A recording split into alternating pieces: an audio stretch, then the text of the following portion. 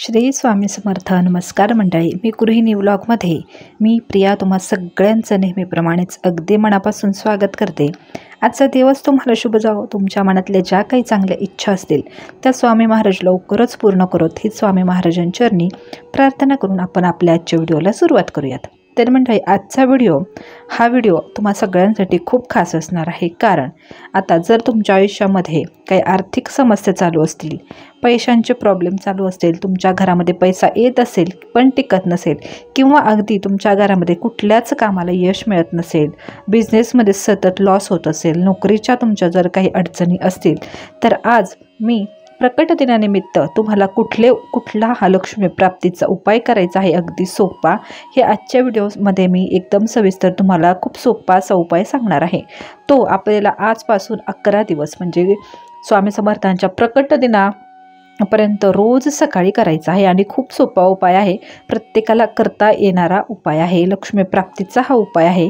त्यामुळे हा व्हिडिओ तुम्ही स्किप न करता संपूर्ण पहा, जेणेकरून हा सोप्यात सोपा उपाय तुम्हाला सुद्धा प्रकट दिनानिमित्त करता येईल. तर मंडळी, आपल्या प्रत्येकाच्याच आयुष्यामध्ये काही ना काही पैशाच्या अडचणी ह्या येतच राहतात.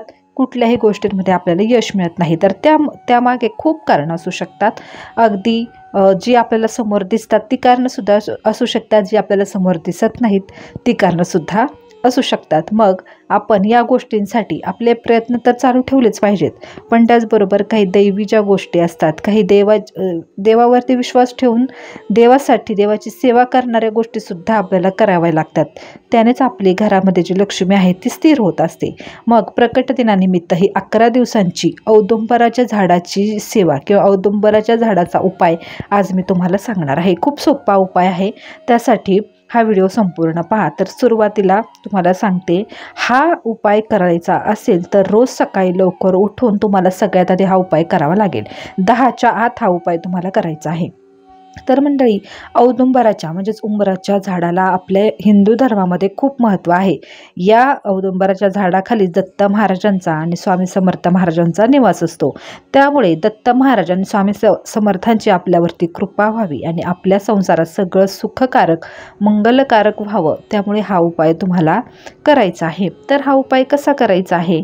तर मंडळी, हा उपाय करत असताना आपल्याला रोज सकाळी उठून आपल्या जवळ कुठेही दत्त मंदिर असेल तिथे, तुमच्या इथे औदुंबराचं झाड असेल किंवा इतर कुठेही औदुंबराचं झाड असेल तिथे जाऊन हा उपाय करायचा आहे. हा उपाय करताना घरून आपल्याला 1 तांब्या पाणी, तो स्टीलचा तांब्या आपल्याला घ्यायचा आहे. त्यामध्ये आपल्याला थोडंसं 1 चमचाभर कच्चं दूध टाकायचं आहे. 1 तांब्या पाणी, त्यामध्ये 1 चमचा कच्चं दूध टाकायचं आहे आणि थोडीशी चिमूटभर हळद टाकायची आहे. त्याचबरोबर आपल्याला 1 शुद्ध तुपाचा दिवा सोबत घेऊन जायचा आहे आणि औदुंबराचं झाड जिथे असेल तिथे जाऊन आपल्याला औदुंबराच्या झाडाला ते पाणी अर्पण करायचं आहे. आणि त्यानंतर औदुंबराच्या झाडाला आपल्याला दिगंबरा दिगंबरा श्रीपाद वल्लभ दिगंबरा, दिगंबरा दिगंबरा श्रीपाद वल्लभ दिगंबरा असं म्हणत आपल्याला 11 प्रदक्षिणा आपल्याला औदुंबराच्या झाडाला रोज घालायच्या आहेत. ते पाणी आपल्याला अर्पण करायचं आहे औदुंबराच्या झाडाला. आणि जो शुद्ध तुपाचा दिवा तुम्ही नेणार असाल तर अगदी तो मातीचा दिवा असला तरी हरकत नाही, तो दिवा तिथे आपल्याला प्रज्वलित करायचा आहे. हा इतका सोपा उपाय, तुम्हाला फक्त 11 दिवस हा उपाय करायचा आहे आणि तुम्हाला नक्कीच तुमच्या घरामध्ये काही ना काहीतरी छान असं झालेलं दिसणार आहे. तुमच्या घरात पैसा पाणी यायला सुरुवात होणार आहे, व्यवस्थित सगळी लक्ष्मी स्थिर तुमच्या घरामध्ये होणार आहे.